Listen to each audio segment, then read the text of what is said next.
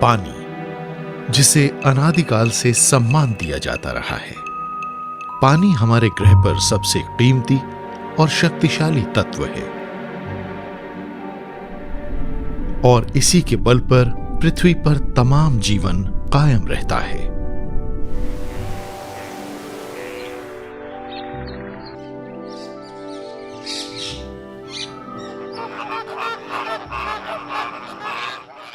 हमारी पृथ्वी एक जलीय ग्रह है। पृथ्वी की 75% से ज्यादा सतह पानी से ढकी है। पृथ्वी पर जितना कुल पानी मौजूद है उसमें से 97% पानी खारा है, लेकिन इसमें से भी 2% उत्तरी और दक्षिणी ध्रुवों पर बर्फ की शक्ल में जमा है और हमें उपलब्ध नहीं है।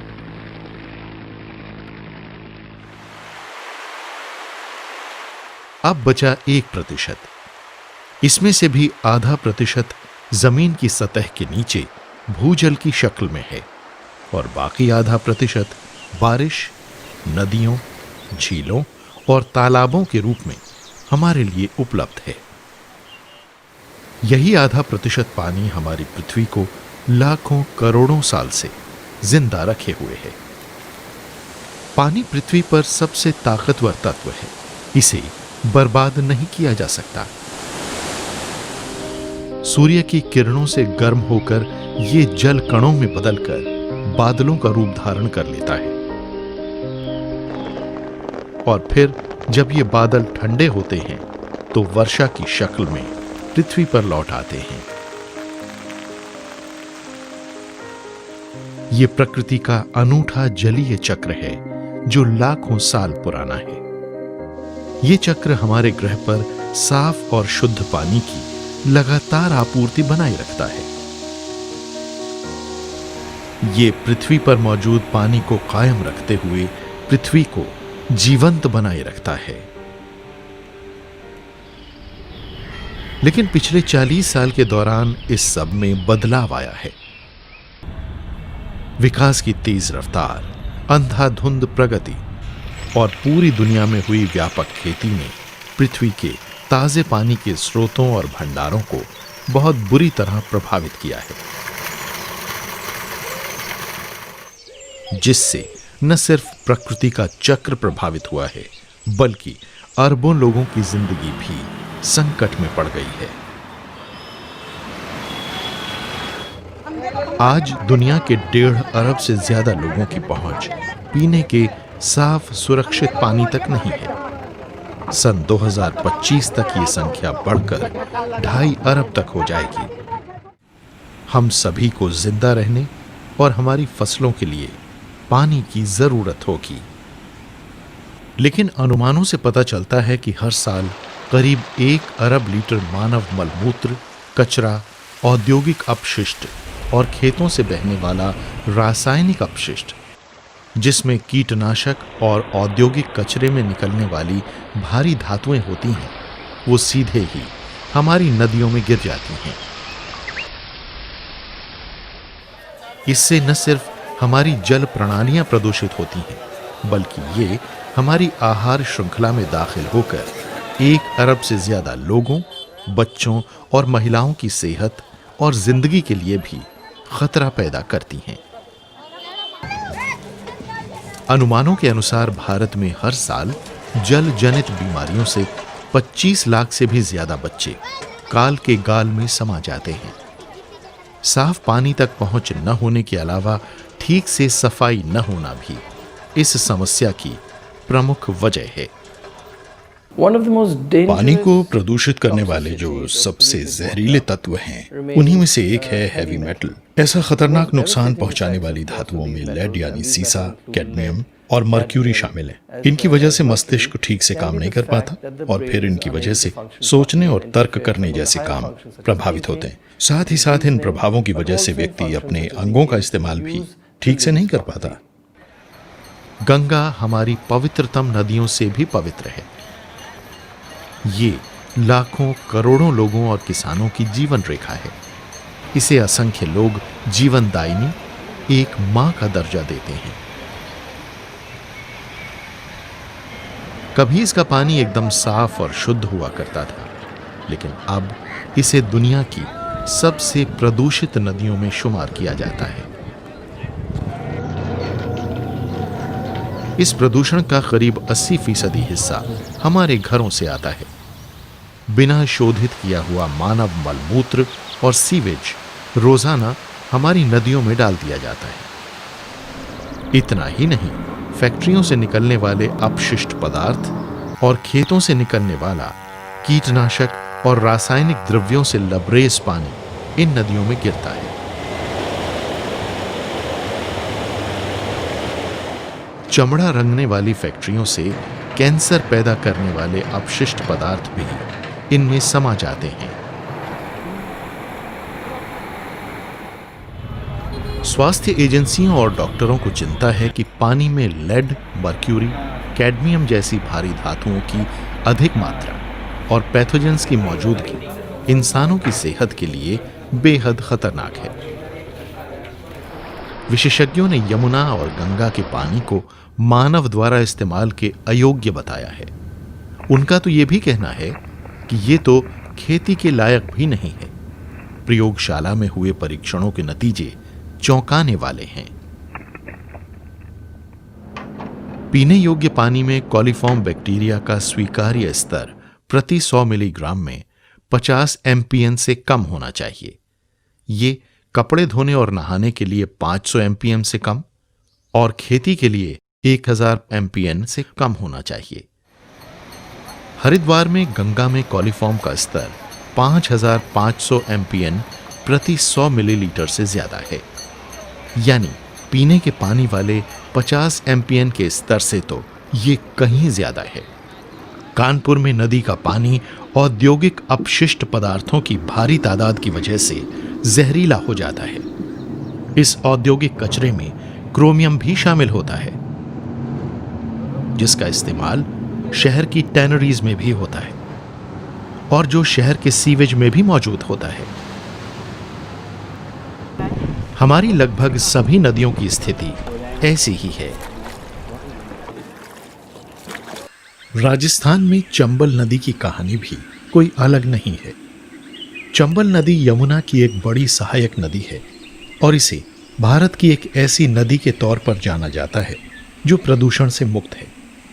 लेकिन जैसे ही ये राजस्थान में कोटा में दाखिल होती है, ये साफ सुथरी नदी प्रदूषित पानी वाले एक ऐसे तालाब की शक्ल ले लेती है जिसमें खरपतवार और दूसरा ढेर सा कचरा नजर आता है। कोटा शहर के जितने भी गंदे नाले हैं, उन सब का गंदे नाले का पानी इस नदी में आकर गिरता ही है। साथ में जो प्लास्टिक है, जो पॉलीथीन वगैरह है, वो भी इसमें आकर गिर रहा है। मैंने चंबल नदी का पानी घाट पे से पानी पिया है और आज स्थिति ये है कि यहाँ नहाने में भी दिल थोड़ा डरता है कि कुछ बीमारी ना हो जाए। जबरदस्त प्रदूषण के अलावा बांधों और बराजों का विकास और निर्माण भी हमारी नदियों का दम घोंट रहा है। जो मछुआरे नदियों के किनारों पर रहते हैं और अपनी रोजी रोटी के लिए नदियों पर निर्भर होते हैं, उन पर इस सब का बहुत ही बुरा असर हो रहा है। पकड़ी जाने वाली मछलियों की तादाद घटती जा रही है और मछलियों का आकार भी घटा है। कम से कम भी तो 100-150 प्रकार की मछली जमुना में रहा करती थी और अब इस टाइम पे ज़्यादा से ज़्यादा 10-5 प्रकार की मछली रह गई है और नहीं सब खत्म हो चुकी है। वो प्रदूषण की वजह से ख़त्म हो गई। तमाम नाले पड़ रहे हैं काले इसमें जमुना में। सीवर खोदते हैं न जमुना में नाला बना देते हैं, सीवर खोदते हैं जमुना में नाला बना देते हैं। घर से कूड़ा ला रहे हैं, उसमें भर के तेजाब भी भर रहे हैं, उसमें फेंक रहे हैं, सब चीज़ फेंक रहे हैं। इससे मच्छी मरती चली जा रही है, ख़त्म होती चली जा रही है। इसका असर मेंढकों, पानी के कछुओं और अनेक जल पक्षियों पर भी पड़ा है। कई प्रजातियां तो विलुप्त हो गई हैं और अन्य अनेक विलुप्त होने वाली हैं। खेतों से निकलने वाले रासायनिक उर्वरक और कीटनाशक हमारी जल प्रणालियों में समा जाते हैं, जिससे खरपतवार और एल्गी बढ़ती है। इससे नदी को ऑक्सीजन की सप्लाई मिलनी बंद हो जाती है, मछलियां मारी जाती हैं और जलीय आहार श्रृंखला के अन्य जीव भी। उद्योग धंधों के लिए यह जरूरी है कि वो अपने यहाँ एफ्लुएंट ट्रीटमेंट प्लांट यानी गंदे पानी को साफ करने वाले संयंत्र लगाएं, ताकि नदी में इस पानी को छोड़ने से पहले इसे साफ किया जा सके और उसके रासायनिक तत्व दूर हो सके। देश की लगभग सभी नदियां प्रदूषित हैं और वो धीमी रफ्तार से बहने वाले कचरे ढोने वाले नाले बन गई हैं। यमुना भी एक ऐसी ही नदी है। दिल्ली इस नदी के किनारे पर बसी एक राजधानी है। दिल्ली एक विशाल महानगर में तब्दील हो चुकी है। यहाँ की आबादी कई गुना बढ़ गई है, जिससे इस नदी और जमीन दोनों पर ही दबाव बढ़ा है। यमुना कभी एक ताकतवर नदी हुआ करती थी, लेकिन अब ये एक गंदा नाला बन चुकी है। शहर भर में फैले 25 बड़े नालों के जरिए नदी में 450 करोड़ लीटर से ज्यादा सीवेज और अपशिष्ट पदार्थों को रोजाना बहा दिया जाता है।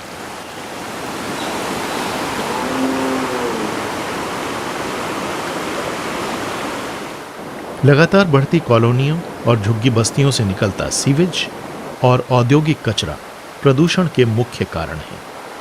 इस वजह से ये देश की सबसे प्रदूषित नदियों में से एक बन गई है। सीपीसीबी के सर्वेक्षण के अनुसार यमुना का पानी ई श्रेणी में आता है, जिससे ये वन्य जीवों, मनोरंजन संबंधी गतिविधियों या कृषि योग्य भी नहीं रहता।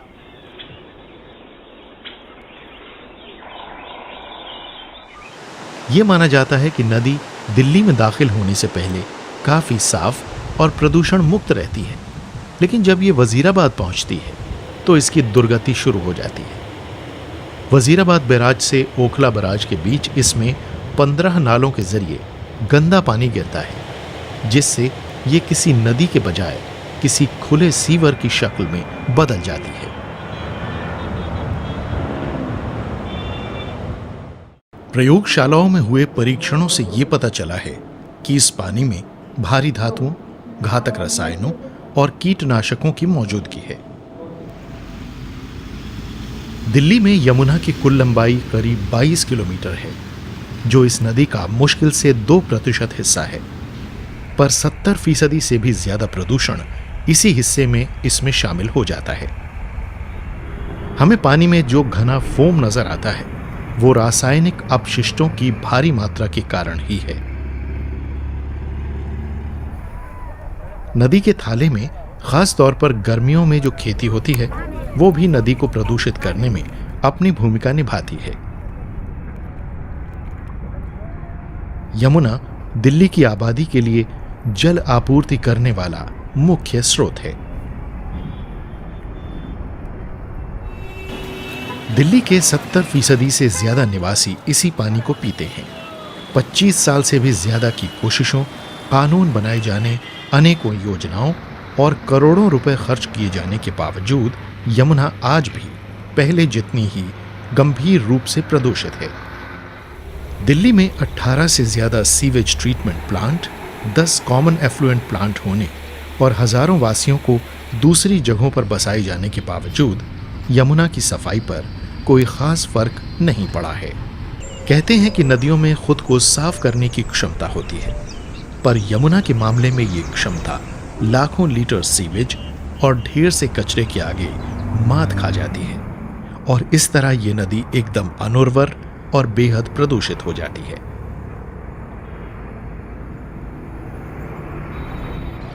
उन्नीस सौ 85 में सरकार ने गंगा को साफ करने के लिए एक महत्वाकांक्षी योजना बनाई। कैबिनेट ने अप्रैल 1985 में गंगा एक्शन प्लान या गैप को स्वीकृति दी और यह वादा किया गया कि इस नदी को 5 साल में साफ कर दिया जाएगा। इस योजना में 261 योजनाएं थीं, जो उत्तर प्रदेश, बिहार और पश्चिम बंगाल के 25 शहरों में फैली थीं। बदकिस्मती से गंगा आज भी प्रदूषित है।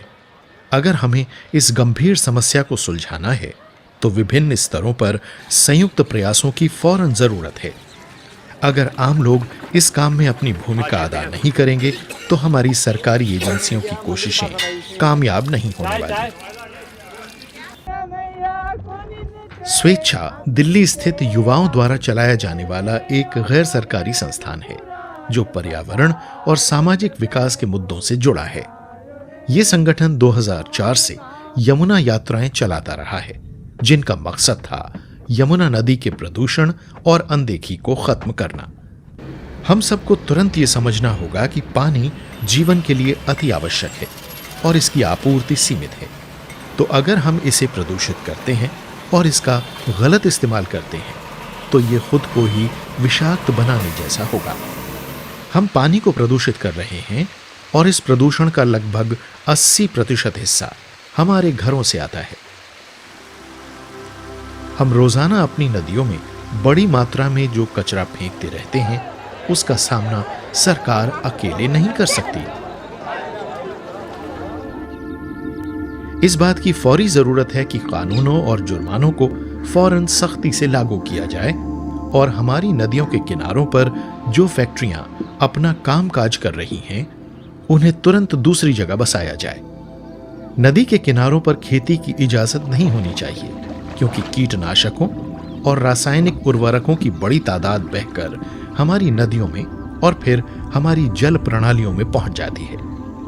नदियों के किनारे बने मंदिरों के लिए ये आवश्यक होना चाहिए कि वो ऐसे विशेष क्षेत्र बनाएं जहां अस्थियों और फूल मालाओं को पूरे सम्मान के साथ विसर्जित किया जाए।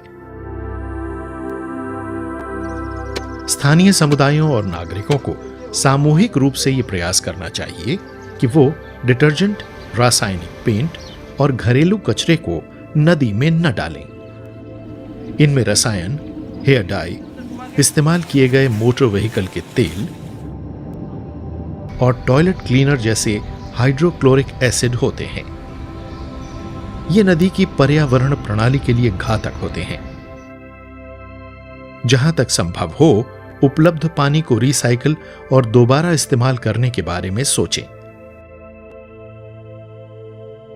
हमारे नहाने और कपड़े धोने से जो पानी निकलता है उसका इस्तेमाल टॉयलेट को फ्लश करने और बाग की सिंचाई जैसी गतिविधियों के लिए किया जा सकता है, जिससे ताजे पानी का इस्तेमाल घटेगा।